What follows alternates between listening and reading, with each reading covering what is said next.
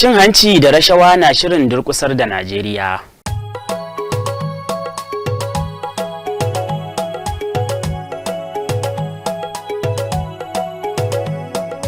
Kwamitin amintattu na jam'iyyar PDP ya buƙaci a kira taron majalisar koli.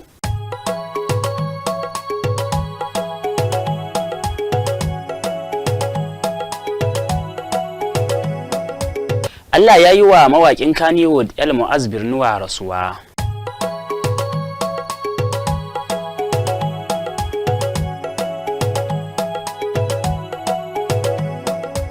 Wato an gudanar da babban taron kirkire-kirkiren kimiyya da fasaha a ƙasar Shanghai.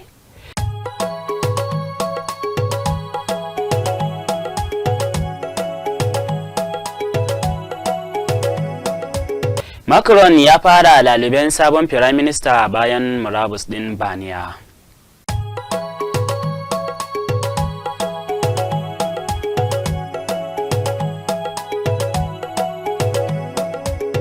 Jama'a, assalamu alaikum, barkanmu da sake kasancewa da ku a cikin wani sabon shirin na labarun Kaftan TV. Sunana Ali Muhammad, yanzu kuma sai ku gyara zama domin jin cikakkun labarun. Hukumar yaƙi da cin hanci da rashawa ta ICPC ta yi kira ga 'yan Najeriya da su kasance jajirtattu wajen fallasa ayyukan cin hanci da rashawa da kuma yaƙi da shi. Ta bakin kwamishinar hukumar ta ICPC mai kula da shiyar jihar Bayelsa, Mrs. Ikere K. Wisira ta ce cin hanci da rashawa ya durƙusar da Najeriya sun kawo koma bayan tattalin arziki da na zamantakewa da siyasa. Idan ba mu kawo ƙarshen ta ba tabbas zai kashe ƙasar nan baki ɗaya. Ta bayyana muhimmancin tonon silili a matsayin muhimmin makamin yaƙi da rashawa, inda ta buƙaci 'yan ƙasar da su kawar da tsoro su riƙa fallasa munanan ayyuka. Usire ta jaddada buƙatar 'yan ƙasar cikin gaggawa wajen yaƙar matsalar, inda ta yi gargaɗin cewa rashin ɗaukar matakin da ya dace na iya haifar da mummunan sakamako ga makomar ƙasar. Ta ƙara da cewa domin yaƙi da cin hanci da rashawa, idan kun ga wani abu ku faɗa, idan kun ji wani abu shi ma ku faɗa.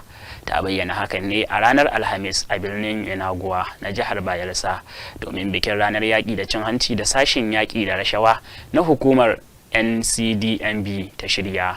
Tun da farko babban sakataren hukumar NCDMB injiniya Felix Omosola Obe ya jaddada ƙudurinsa na hana cin hanci da rashawa a cikin cibiyar da ta bayyana muhimmancin wayar da kan jama'a game da illolinsa musamman a tsakanin matasa. A nan kuma a kwanan baya ne asusun da ke tallafawa ƙananan yara na Majalisar Ɗinkin Duniya wato UNICEF ya bayyana cewa 'yan Najeriya sama da miliyan 95 ba a samar masu da kayan kulawa da muhalli ba. Wannan adadin ya nuna yadda a zahiri ake ci gaba da fuskantar kalubalen rashin kula da kiwon lafiyar al'ummar kasar nan. A gefe ɗaya kuma ana ci gaba da fuskantar matsalar ɗabi'ar yin bahaya a fili tare da matsalar rashin samar da kayan da za a rinka kulawa da muhalli a kasar. Wannan ƙididdigar ta ƙara jefa fargaba a cikin zukatan al'umma da kuma karyawa jama'a ƙwarin gwiwa. Babban abin takaici a nan shine 'yan ƙasar kimanin miliyan 48 ciki har da yara ƙanana miliyan 18 sun rungumi ɗabi'ar yin bahaya a fili. Kazalika ma wannan matsalar har ta kai ga ta zama wata babbar annobar da ke shafar kiwon lafiyar jama'a, iliminsu na zamani da kuma bunƙasar tattalin arzikin al'ummar ƙasar, inda wannan ƙalubalen ya kai ga zarce fiye da tunanin ɗan adam. Bugu da ƙari, wasu makarantun gwamnati a ƙasar da cibiyoyin kula da kiwon lafiya musamman na gwamnati waɗanda ya kamata a ce ana samar da ingantaccen ilimin zamani da kuma kiwon lafiya yadda ya kamata, amma abin bakin ciki sun kasance tamkar kufai saboda rashin wadata su da kayan aiki. An kiyasta cewar makarantu boko na gwamnati guda 91,000 da kuma cibiyoyin kula da lafiyar al'umma guda 7,600 ba a tanadar musu da kayan aiki na tsabtace muhalli ba. Hakanan ma akan waɗannan alƙaluman an kiyasta cewa ana buƙatar akalla naira biliyan 168 da naira 75 domin a magance yin bahaya a fili a Najeriya. Shugaban ƙungiyar mata 'yan jarida ta ƙasa a Najeriya NAWOJ Aisha Ibrahim Bura ta ce za ta jajirce wajen shirya tarurrukan bita ga membobin kungiyar a wani kokari na samar musu da ƙarin ilimi da sanin makamar aiki. Ga dai rahoton wakilinmu na Gombe Muhammad Ibrahim Fantami. Hajiya Aisha Ibrahim Bura wacce ta zo jihar Gombe domin gabatar da wani taron bita da wata kungiya mai zaman kanta da ake cewa Mexico ta shirya wa mata 'yan jarida na shirya arewa maso gabashin Najeriya kan sarƙaƙƙen da ke tattare da bada rahotannin cin zarafin jinsi, ta ce taron bitar ɗaya ne daga cikin ƙoƙari da take na tabbatar da shirya tarurrukan horarwa ga 'yan ƙungiyar wato mata 'yan jarida a Najeriya domin sanar da su ƙarin sanin makamar aiki da inganta musu ayyukansu game da yaƙar wannan ɗabi'a ta cin zarafin jinsi da sannu hankali take so ta gagari kundila. Mun zo ne workshop akan gender-based violence wanda Mexico ƙungiya ne wanda take zaman kanta suka shirya wa matan jaridu. Da haɗin kai ne na wasu ko kuma su ne ko suka shirya? Su suka shirya, amma nan gaba da wannan taron nan gaba ina gani kamar za a haɗa kai da su saboda ba ma son ya tsaya a nan kawai, muna son a kai wa'insu jihohin ma zones din. Hajiya Aisha Ibrahim ta kuma bayyana buƙatar da ke akwai ga mahalarta wannan taro cewa su yi amfani da ilimi da za su koya wurin inganta ayyukansu na jarida, lura da cewa suna da gagarumar rawar takawa wurin faɗakar da al'umma a haɗu a magance wannan matsala. Ka san aikin jarida aiki ne da kullum ana samun canji a ciki. Ya kamata mu ma mu shirya mu ga dai duk wani canjin da aka kawo mu ma muna da sani a kai, abinda ba za mu iya ba. Ma'aikatan mutum da talabijin, yawanci talabijin, newspaper da radio su ma ya kamata su ma suna da abin nan rawan takawa. Muhammad Ibrahim Fantami, labarun Kaftan TV Hausa daga Gombe. Kasar Amurka ta jaddada aniyar ci gaba da bayar da tallafi a Najeriya da kuma inganta shirin yadda zai kara kyautata rayukan 'yan kasar. Jakadan Amurka a Najeriya Mr. Richard M. Miles shine ya bayyana haka a wata ziyara da ya kai jihar Sokoto, ya kuma bayyana cewa yana tattaunawa da mahukunta da jama'a a sassa daban-daban domin jin yadda za a kara inganta shirye-shiryen. Mr. Richard Mills ya ce a zaman 'yan watannin da ya yi a Najeriya ya samu dama ta haduwa da al'ummomi su tattauna akan abubuwa daban-daban a dukkan sassan kasar. Ya ce akan haka ne ya je Sokoto sabida muhimmancinta a Najeriya, inda ya tattauna da jama'a da 'yan kasuwa da shugabannin addinai da ɗalibai da ma kafafen yada labarai domin ya ji daga bakin su abinda kasar Amurka ke aiwatarwa a Najeriya da kuma jin shawarwarinsu kan yadda suke ganin za a ƙara inganta ayyukan a yankunansu. Jakadan dai ya yaba wa kokarin da hukumomi a Najeriya ke yi wajen ganin sun magance wasu matsaloli da suka addabi jama'a a fannin tsaro, ilimi da bunƙasa kiwon lafiya da makamantansu. A jawabinsa, gwamnan jihar Sokoto Ahmad Aliyu Sokoto ya tabbatar da cewa lallai jama'a sun amfana gaya da ayyukan da kasar Amurka ta gudanar kuma take kan gudanarwa a cikin jihar. Ya ce ayyukan sun hada da taimakawa da kyautata rayukan jama'a a fannin kiwon lafiya, tallafawa jama'a wajen sauƙaƙa halin kuncin rayuwa, rage fatara da horas da jama'a akan kyawawan tsarin dimokuraɗiyya da sauransu. Ya ce suna yabawa kuma suna neman ƙari. Bayanai sun nuna kasar Amurka ta hannun hukumar raya kasashe ta soma baiwa Najeriya tallafi a fannin ilimi tun a shekarar 1960 lokacin da kasar ta samu 'yancin kai. Wannan ya ci gaba inda ya faɗaɗa zuwa sassa da suka hada da bunƙasa ayyukan noma, kiwon lafiya, tattalin arziki, ƙarfafa dimokuraɗiyya, kawar da fatara da sauran abubuwa daban-daban. Kwamitin amintattun jam'iyyar PDP ya nuna takaicinsa kan yadda shugabancin jam'iyyar ke ta ɗage taron kolin jam'iyyar, inda jam'iyyar 'yan kwamitin suka buƙaci a kira taron nan da watan Fabrairun shekarar 2025 mai zuwa.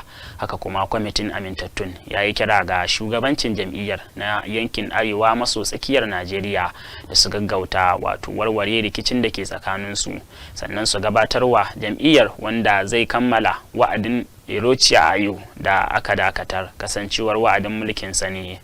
Ambasada Aminu Suleiman Wali Duwanda, ɗaya daga cikin 'yan kwamitin amintattu na jam'iyyar PDP ne ya bayyana hakan. Wata gobara ta barnata dukiyoyi da shaguna 'yan kasuwa masu yawa a garin Damaturu, wanda kawo yanzu ba iya tantance yawan adadin abin da aka yi asara ba. Wakilinmu na jihar Yobe Ado Yaro Gashuwa na da ci gaban wannan labarin. Gobarar ta lalata dukiyoyi da shaguna masu ɗimbin yawa a bayan tashin motar Damaturu. Alhaji Muhammad Muktar Kime da ke zama shugaban kungiyar 'yan kasuwa ta jihar Yobe ya jajantawa waɗanda ibtila'in gobara ya shafa. Kane ya kira ga 'yan kasuwa na jihar Yobe da su tallafa waɗanda suka haɗu da wannan ibtila'i na gobara. Inna lillahi wa inna ilaihi raji'una. A yau misalin karfe 3 wannan abun ya taso, amma ni ban da labari karfe 4:30 aka kira ni a waya aka ce min ga abin da yake faruwa a bayan tasha tsakanin masallacin Juma'a zuwa shagon Abdu Gondola na garin Damaturu. Wuta ya tashi, al'ummanmu 'yan kasuwanmu sun yi asara ba iyaka. Za mu yi kwamiti wanda za su duba mutu asaran da aka yi. A matsayina na shugaban 'yan kasuwa na jihar Yobe, ni karan kaina na bada 500,000 kuma kungiya ya bada 500,000. Abba mai hijabi na daga cikin waɗanda shagon sai kone kurmus, ya ce wannan lamari Allah ta'ala ne ya jarrabe su da shi, don haka ya buƙaci a tallafa musu. Ma kusan daga shago na ta fara a matsayin ciyaman na 'yan kasuwa na bayan tasha, wanda shugabanmu ya yi jawabin da ya kamata. Ni zai kira ne ga al'umma 'yan kasuwa kamar yadda ya faɗa a taimaka wa yannan mutane, sannan kuma Allah ubangi ya kiyaye na gaba. Wannan abu gaskiya kamar yadda ciyaman ya faɗa, saboda ya faru misalin karfe 2 na dare, wanda ba al'umma a waje kuma nefa ne dole, kuma gashi lokacin sanyi ne, akwai iska tana yin yamma, to don haka ta ci shaguna da dama ba abin da aka cire. Kafin 'yan kwana-kwana sun yi kokari sun dakile wannan wutan, da ba san iya inda za ta tsaya ba. To Allah ubangiji ya mayar mana da alkhairi. A gefe guda su ma wasu daga cikin shugabannin kungiyar 'yan kasuwa ta jihar Yobe sun jajanta waɗanda ibtila'in gobara ya shafa, kana sun yi fatan Allah ta'ala ya mayar musu da abin da ya fi alkhairi. Wannan abin da ya faru Allah ne ya kawo jarrabawa ga 'yan kasuwa kuma a Damaturu, kuma Allah yana jarrabtan bayansa ta hanyoyi da dama.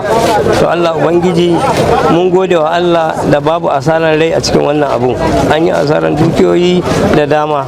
Wannan masifa da ta faru za mu ci Allah ubangiji ya kiyaye na gaba, Allah ya kiyaye na gaba, Allah ya kiyaye na gaba, Allah kuma ubangiji ya mayar musu da alkhairi, Allah ya mayar musu da alkhairi, Allah ya kiyaye. Ni ne vice chairman na 'yan kasuwa na Damaturu local government. Ba abin da zan ci a wannan abu da ya faru da mu sai dai inna lillahi wa inna ilaihi raji'un. Inna lillahi wa inna ilaihi raji'un. Gaskiya mu 'yan kasuwa mun wayi gari da wani ibtila'i wanda gaskiya ya gigita mu fiye da kima. Ado Yaro Gashuwa, labaran Kaftan TV Hausa daga Damaturu, jihar Yobe. Rundunar sojin Najeriya ta ce ta samu gagarumar nasara a yakin da take yi da 'yan bindiga a kasar tsawon shekara guda da ta gabata. Cikin wata sanarwa game da nasarorin da sojojin kasar suka samu, kakakin hedikwatar tsaro Manjo Janar Edward Buba ya ce rundunar sojin Najeriya ta kashe 'yan bindiga 834 tun daga watan Janairu zuwa Disamban shekarar 2024, an kuma kama 'yan bindiga 11,623 tare da kubutar da mutum 6,376 da aka yi garkuwa da su. Ya kara da cewa dakarun sun samu nasarar kwato makamai 8,216 da harsasai 211,459 da kuma dakile satar man fetur da kudinsu ya kai kimanin naira biliyan 57. Sanarwar ta yi cikakken bayani game da nasarorin da rundunonin sojojin kasar daban-daban da ke yaƙi da 'yan bindiga suka samu a tsawon watanni 11.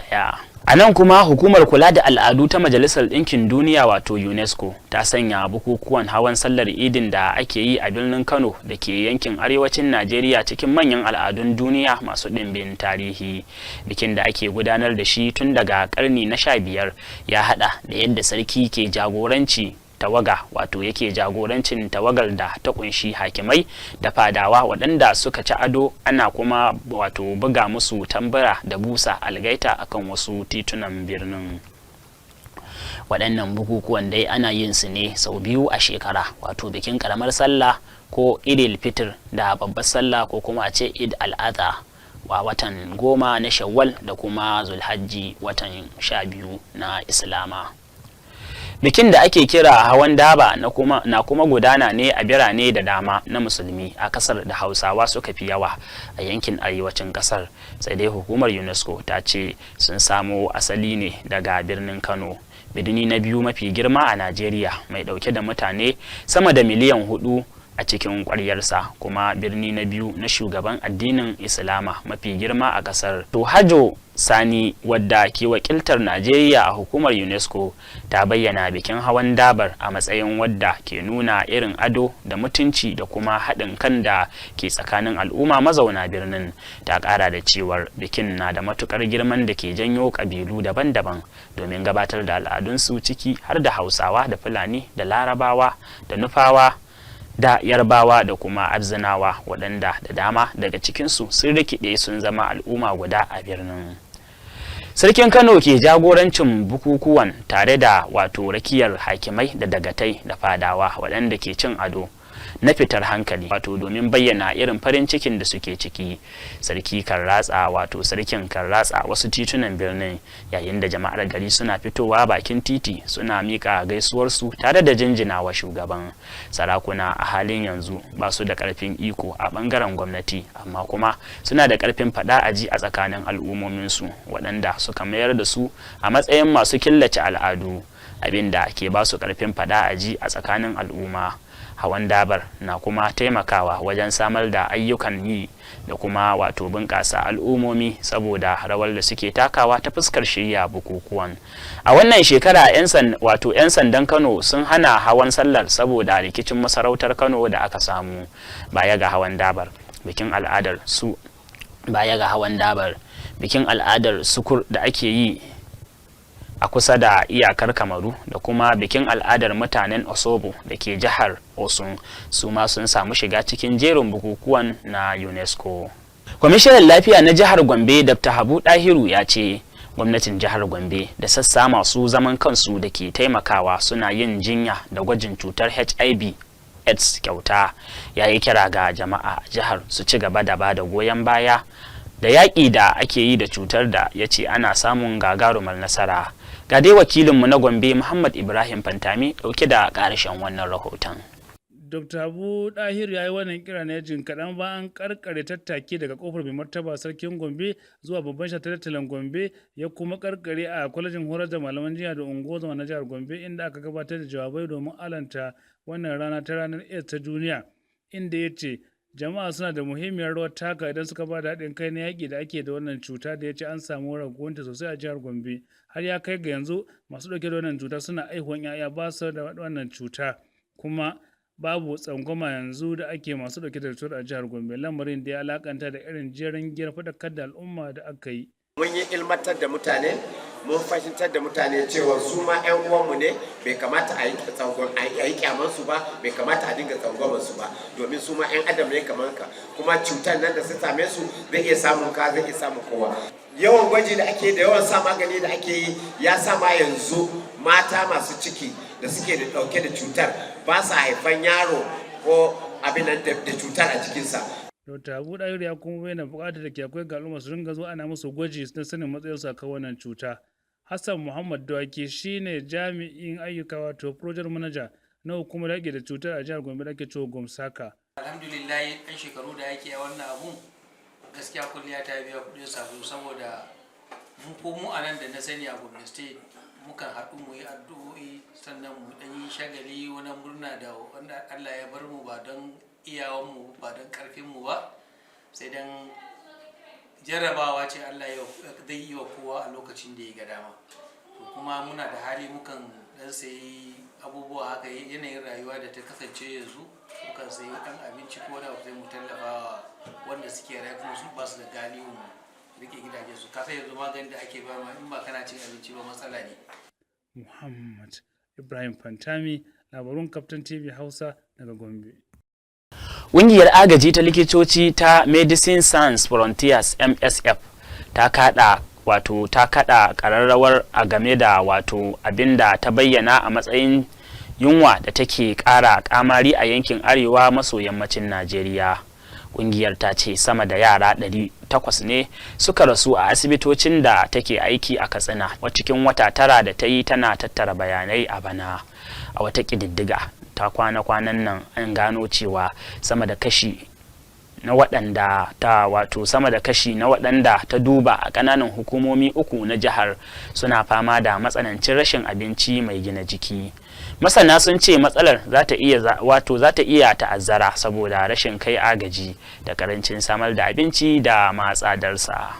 Malaman musulunci sun gargaɗi magidanta masu mata fiye da ɗaya da su tabbatar da adalci a tsakaninsu domin kaucewa fushin Allah. Sun kuma shawarci matan aure da su daina tsoron ƙarin auren mazajensu su kyautata zato. Malaman sun yi wannan kira ne yayin taron wa'azin da ake gudanarwa mai taken aure fiye da mace ɗaya yadda Allah ya hukunta, wanda ƙungiyar al'ummar Lekki Lemu da ke jihar Legas ta shirya. Babban limamin babban masallacin Lekki Dr. Ridwan Jamiu ya bayyana wa mahalarta taron cewa mazajen da ba sa adalci a tsakanin matansu za su gamu da fushin Allah, don haka ya gargaɗi mazaje su guji auren mace fiye da ɗaya saboda sha'awa ko rashin cikakken iliminsa. Da yake jawabi kan dalilai da sharuɗan aure fiye da ɗaya, malamin ya ce akwai gidaje da dama da mata fiye da ɗaya inda ake zaman lafiya. Ya ce sun lura akwai mutane da dama da suka auri mace fiye da ɗaya ba tare da ilimin lamarin ba, sun yi ne kawai saboda sha'awa, a ƙarshe sai a ƙare da zaluntar matan suna cutar da su siddan. Amma da sun san bala'in da zai same su a sakamakon hakan da ba su fara ba. Inda ya ce Annabi sallallahu alaihi wasallam ya ce duk mai mace fiye da ɗaya da ya karkata ga wata ya yi watsi da ɗayar, to ranar lahira za a tashe shi da barin jikinsa a shanye. Amma ya ƙara da cewa auren mace fiye da ɗaya abu ne da ba za a raba shi da al'ummar Najeriya ba. A nasa jawabin, daraktan cibiyar Darus Sa'ada Sheikh Abu Labiba Tawfik Busari ya jaddada muhimmancin nuna kulawa da tausayawa juna da kuma fahimtar juna a tsakanin ma'aurata. A nata bangaren, malamar koyar da zamantakewar auren mace fiye da ɗaya Hajiya Maryam Nuruddin Arole ta bayyana cewa ƙarin aure abu ne da Allah ya hukunta a cikin littafinsa, don haka mata su kwana da shirin zuwansa. Uwar gidan gwamnan Borno Dr. Falmata Babagana Umar Zulum tare da haɗin gwiwar ma'aikatar mata ta jihar Borno sun kaddamar da rabon kayayyaki ga nakasassu albarkacin ranar masu bukata ta musamman ta duniya. An gudanar da rabon kayayyakin ne a babban ɗakin taron fadar gwamnatin Borno da ke Maiduguri, bayan sun ce daga cikin kayayyakin da uwar gidan gwamnatin ta raba bayanai sun ce daga cikin kayayyakin da uwar gidan gwamnatin ta raba sun hada da kekunan ɗinki 100, injin niƙa 40, kayan alfarma 200 da suka kunshi turaren wuta da tallafin kuɗi na naira 10,000 ga mutum 60. Ta ce an yi wannan yunkurin ne domin inganta rayuwa da 'yancin nakasassu da masu bukata ta musamman a jihar. Da take jawabin maraba, kwamishinar mata da ci gaban jama'a ta jihar Zuwaira Gambo ta jaddada ƙudurin gwamnatin wajen sadaukar da kai da tallafawa nakasassu, tana mai jinjinawa irin jagorancin da jihar ke da shi ƙarƙashin gwamna Babagana Zulum. Wasu jigajigan kungiyoyin nakasassu waɗanda suka halarci taron sun bayyana godiyarsu bisa wannan karamci na gwamnatin Borno kan kokarin da take yi na inganta rayuwar mambobinsu. Wasu daga cikin waɗanda suka ribatu da tallafin sun bayyana jin daɗin su yayin da suke godewa kwamishiniyar da kuma ma'aikatar bisa gagarumin tallafin da suka bayar. A nasa jawabin, babban sakataren ma'aikatar mata da ci gaban al'umma Alhaji Muhammad Hamza ya yabawa masu ruwa da tsaki na jihar bisa kokarin su, tare da bayyana kwarin gwiwar cewa tallafin zai kara inganta rayuwar nakasassu a jihar Borno. Yanzu kuma sai ku gyara zama domin jin labarun kasashen waje. Hukumar samar da abinci ta Majalisar Ɗinkin Duniya ta sanar da wani sabon shiri da nufin ƙara damammaki ga harkokin kasuwanci ga nakasassu a matsayin wani bangare na ci gaba da jajircewarta na haɗa kai a cikin tsarin sayan kayayyaki na tsarin Majalisar Ɗinkin Duniya. Shugaban hukumar kula da kasuwanci na Majalisar Ɗinkin Duniya kuma babban jami'i a WFP Daniel Kuhene ya bayyana hakan a yayin taron kungiyar nakasassu ta Majalisar Ɗinkin Duniya da aka gudanar a Abuja ranar Laraba. Taron ya yi nuni da bikin ranar nakasassu ta duniya da Majalisar Ɗinkin Duniya ta ware wanda aka gudanar a ranar 3 ga watan Disamba. Kuhe ya jaddada buƙatar yin haɗin gwiwa a tsakanin hukumomin Majalisar Ɗinkin Duniya domin rage yawan kwafi da samar da damammaki masu inganci. Kuhe ya bayyana cewa cibiyar sadarwar kasuwanci ta Majalisar Ɗinkin Duniya ita ce tafiyar da ayyuka a matsayin ɗaya maimakon kwaikwayon hukumomi kamar UNICEF, WHO da kuma WFP. Ya ƙara da cewa suna so su tabbatar da cewa an saka nakasassu a cikin jerin sunayen masu saye da sayarwa tare da kuma nuna daidaito a cikin ayyukan sayan kayayyaki. Kuje ya bayyana cewa sabon shirin da aka ƙaddamar a bana ya hada da nuna sha'awar kasuwanci mallakar nakasassu ko kuma nakasassu wanda nakasassu ke jagoranta.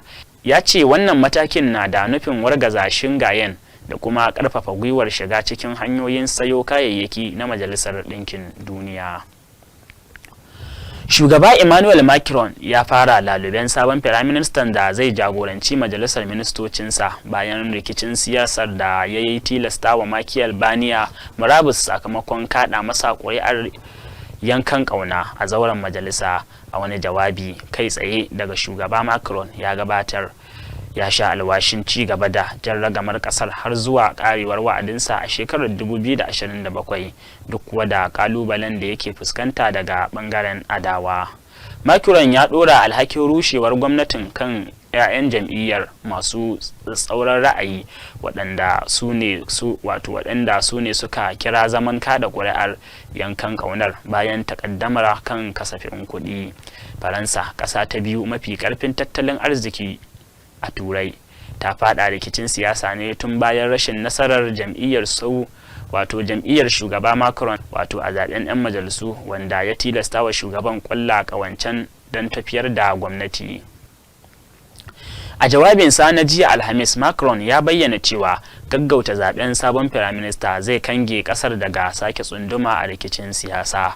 Kasa da watanni 3 Michel Barnier ya shafe a karagar mulkin Faransar gabanin kada masa ƙuri'ar ta yankan ƙauna da ta kawo ƙarshen mulkinsa a ranar Larabar da ta gabata, wanda ke matsayin karon farko da makamancin matakin ke aiki wajen rusa gwamnati a tarihin siyasar kasar tun bayan shekarar 1962 da aka hambarar da gwamnatin George Pompidou lokacin mulkin shugaba Charles de Gaulle. Faransa ta shiga wannan sabon rikicin siyasar ne a daidai lokacin da shugaba Macron ke shirin karɓar bakon manyan shugabannin kasashen duniya ciki har da zababben shugaban Amurka Donald Trump, waɗanda za su halarci bikin sake buɗe majami'ar Notre Dame da ta yi gobara a shekarar 2019. Shugaban jam'iyya mai mulki a Koriya ta Kudu ya buƙaci a gaggauta sauke shugaban ƙasar Yoon Suk Yeol daga karagar mulki bayan ya yi yunkurin ayyana dokar mulkin soja a kasar a farkon makon nan. Duk da dai an yi watsi da matakin, Han Dong-hun ya yi gargaɗin cewa akwai haɗarin Mr. Yoon na iya ƙoƙarin sake ɗaukar matakin da zai jefa ƙasar da 'yan ƙasar cikin tashin hankali. Wannan ita ce alamar farko da ke nuna cewa jam'iyyar shugaban ƙasar na iya haɗa hannu da 'yan adawa domin kaɗa ƙuri'ar tsige shi.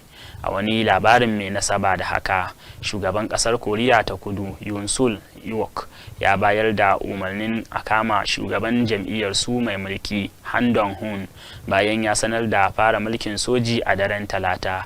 Daga cikin waɗanda ya umarci a kama har da shugaban babbar jam'iyyar hamayya Lee Jae-myung da wasu 'yan majalisar hamayya guda uku kamar yadda hukumar leƙen asiri ta ƙasar ta bayyana. Shugaban ƙasar ya yi yunkurin amfani da ƙarfin iko domin ya sa a kama su a ɓoye su, in ji daraktan hukumar Hong Jang-won. Wannan maganar ta fito ne daidai lokacin da jagororin jam'iyyun ƙasar suka ta gudanar da taruka, sannan kuma 'yan majalisar ƙasar suka yi yunkurin kaɗa ƙuri'ar tsige shugaban ƙasar. Shugaban babbar jam'iyyar hamayyar kasar ya ce a ranar Asabar ne za a kada ƙuri'ar jam'iyyar hamayya. Jam'iyyar hamayya ce ke da mafi rinjaye a majalisar mai mambobi 300, amma tana buƙatar akalla 'yan majalisa 8 na jam'iyya mai mulki domin samun ƙuri'a 200 da ake buƙata domin tsige shugaban ƙasar. To yanzu kuma sai labarun kasuwanci. Gobara ta kone rumbun ajiyar kayayyaki na cibiyar bayar da agaji da kawar da talauci ta kasa NSIBDA da ke unguwar Idu a Abuja, inda ta kone kayayyakin horo na biliyoyin naira. Karamin minista ma'aikatar jin kai da rage radadin talauci Dr. Yusuf Sununu ya tabbatar da faruwar lamarin yayin da ya kai ziyarar gani da ido a rumbun ajiyar, inda ya tabbatar da cewa za a ɗauki matakan da suka dace don hana afkuwar irin wannan lamarin nan gaba. Sununu ya kuma bayar da umarnin kafa kwamitin mutum 5 da zai binciki lamarin gobarar, inda ya ƙara da cewa an ware kayan aikin ne domin horar da masu cin gajiyar shirin na 'yan fawa a ƙarƙashin 'yan sibda. A cikin wata sanarwa da daraktan yada labarai da hulɗa da jama'a na ma'aikatar horo da Ishaku ya bayyana cewa kwamitin na da mako 2 domin gabatar da rahotonsa. Sununu ya bada kokarin yaba da kokarin hukumar kashe gobara ta tarayya FFS, hukumar kashe gobara ta babban birnin tarayya FCT da Jululu Bega bisa kokarin da suka yi na kashe gobarar. Ya kuma yaba wa rundunar 'yan sanda reshen Livecam da suka tsare rumbun don tarwatsa masu yunkurin sace abin da ya rage bai kone ba a rumbun. A jiya ne aka gudanar da babban taron kirkire-kirkire na kimiyya da fasaha na shekarar 2024, wanda babban rukunin gidajen rediyo da talabijin na kasar Sin wato CMG da gwamnatin birnin Shanghai suka ɗauki nauyin shiryawa. Taron na birnin Shanghai mai jigon kirkire-kirkire ya samar da sabuwar makoma mai inganci. A wannan karo ya tattara masana daga sanannun jami'o'i da cibiyoyin binciken kimiyya da fasaha da shugabannin kamfanonin kimiyya da fasaha da cibiyoyin harkokin kuɗaɗe don tattauna makomar wasu sana'o'i kamar fasahohin kwaikwayon tunanin bil'adam da ƙwayoyin halitta, ta yadda za a tara hikima da ƙarfi na hanzarta bunƙasa sabon ƙarfin samar da hajoji da hidimomi masu karko.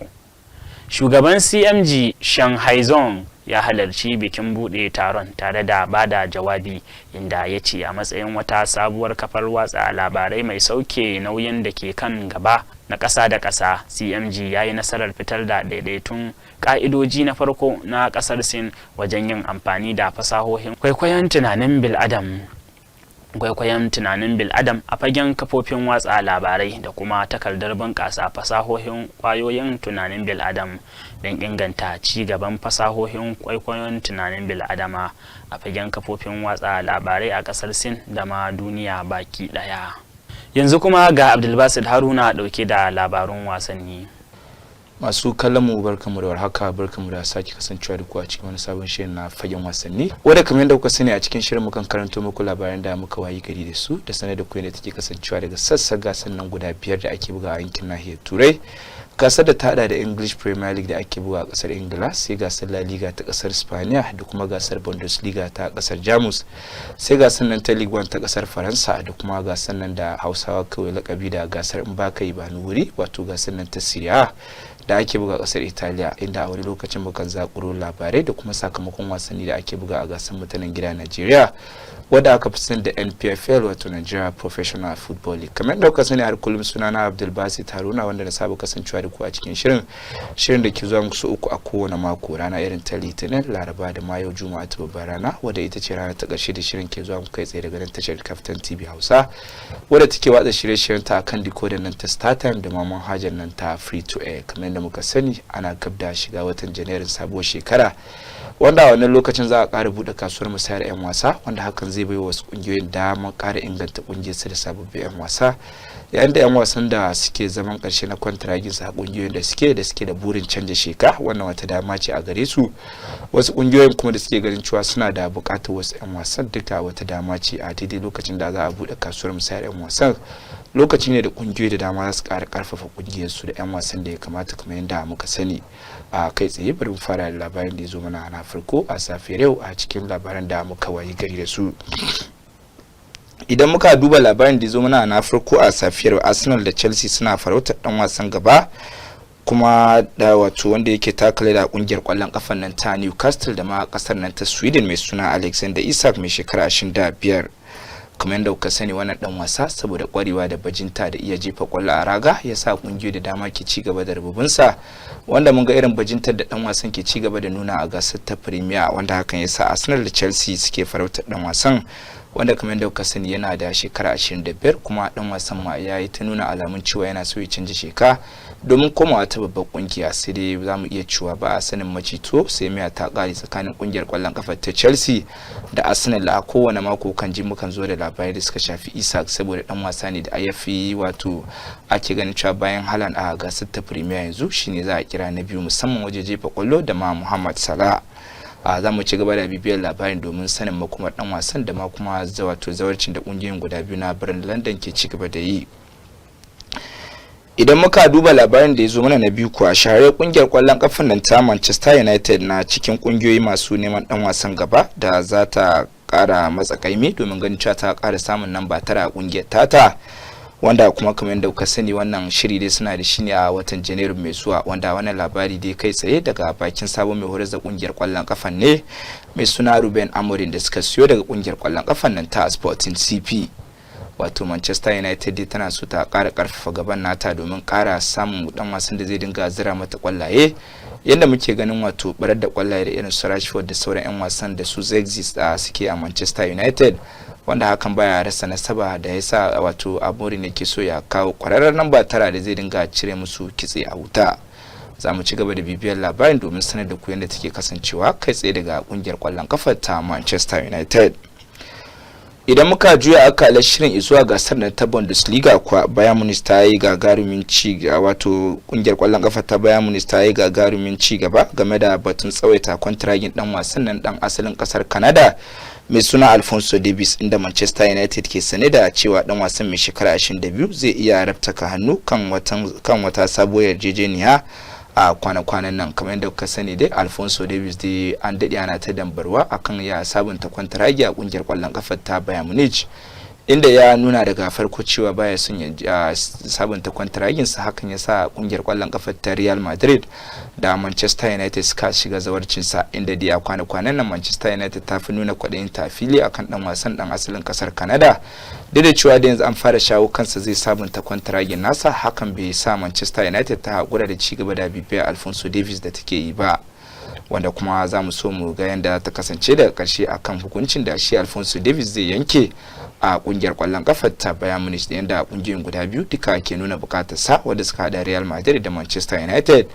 Gasa ɗaya daga gasar La Liga, wato kungiya ɗaya daga gasar Premier. Za mu sa ido domin mu ga yadda za ta kasance da ƙarshe. Idan muka ƙara duba wani labarin har ila yau da kungiyar kwallon kafar ta Manchester United na fafata da Chelsea a farautar neman dan wasan na kungiyar kwallon kafar ta Leeds da kasar Denmark mai suna Patrick Dogu mai shekara 20.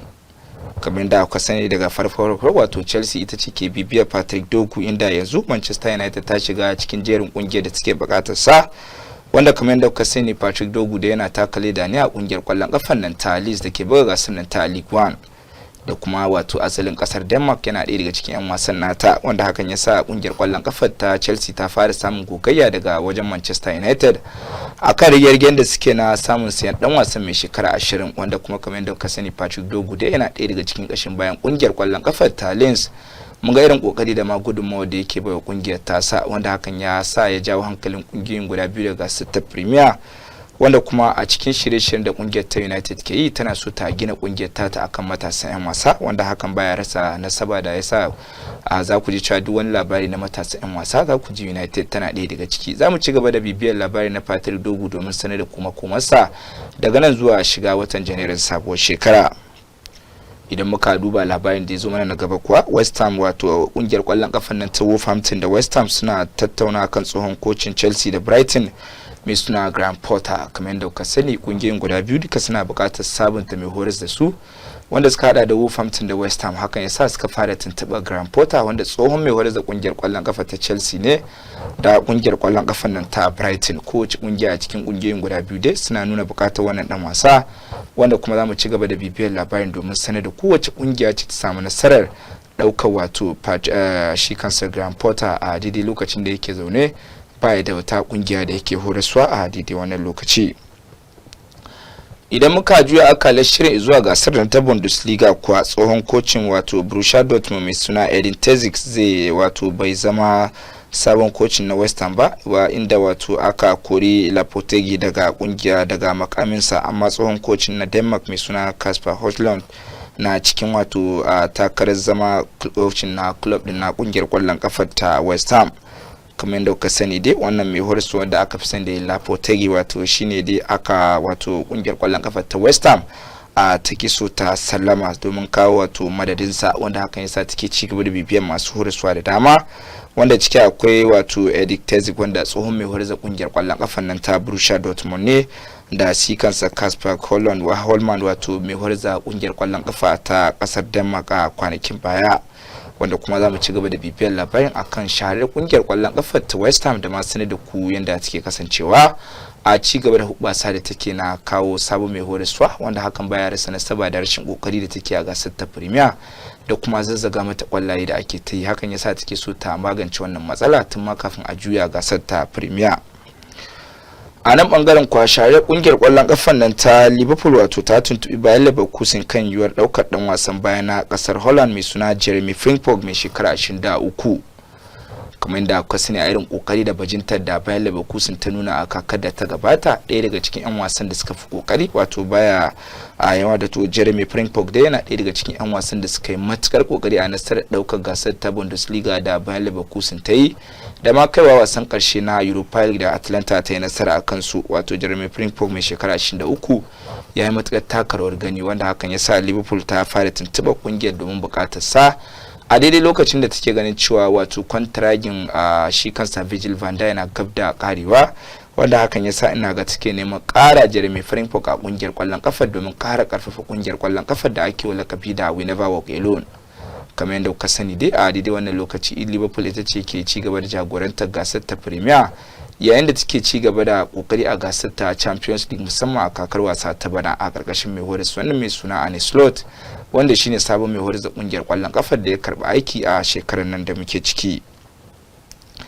A nan bangaren kuwa daraktan kwallon kafa na Barcelona Messi na wato Deco ya gana da wakilin dan wasan baya na Jamus mai suna Jonathan Tah mai shekara 28, wanda kontraginsa zai kare a bayan Leverkusen a bazara mai zuwa. Kamar da ka sani Jonathan Tah da dan wasa ne da yake da matukar kokari, shi ma na ɗaya daga cikin kashin bayan kungiyar kwallon kafar ta bayan Leverkusen. Ya daga shi aka yi duk kokarin da aka yi a kakar da ta gabata, wanda hakan yasa Barcelona ta wato daraktan wasanni na Barcelona mai suna Deco ya tuntubi wato bayan Leverkusen a domin ganin cewa sun mallaki dan wasan dan asalin kasar wato Jamus mai shekara 28, wanda kwantaragin sa ke gab da karewa a bazaran nan mai zuwa a kungiyar kwallon kafar ta bayan Leverkusen. Za mu ci gaba da bibiyar labarin da ya shafi Jonathan Tah domin sanar da ku yadda take kasancewa, musamman kai tsaye daga gasar wato ta Bundesliga da ma kungiyar kwallon kafar nan ta bayan Leverkusen. To an gaishe da Abdulbasir Haruna dauki da labarun wasanni. Da haka muka zo karshen labarun, amma kafin in yi sallama da ku ga maimaicin muhimman kanunsu. Cin hanci da rashawa na shirin durkusar da Najeriya.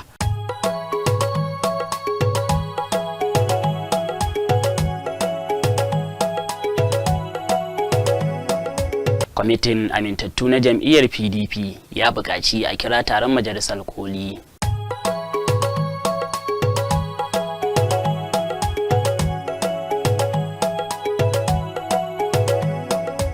Allah ya yi wa mawaƙin Kannywood El Mu'azz Birnuwa rasuwa.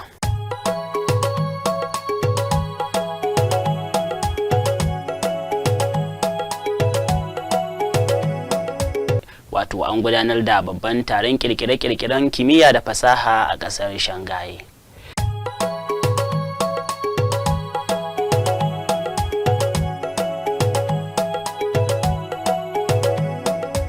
Macron ya fara laluben sabon firaminista bayan murabus ɗin Baniya.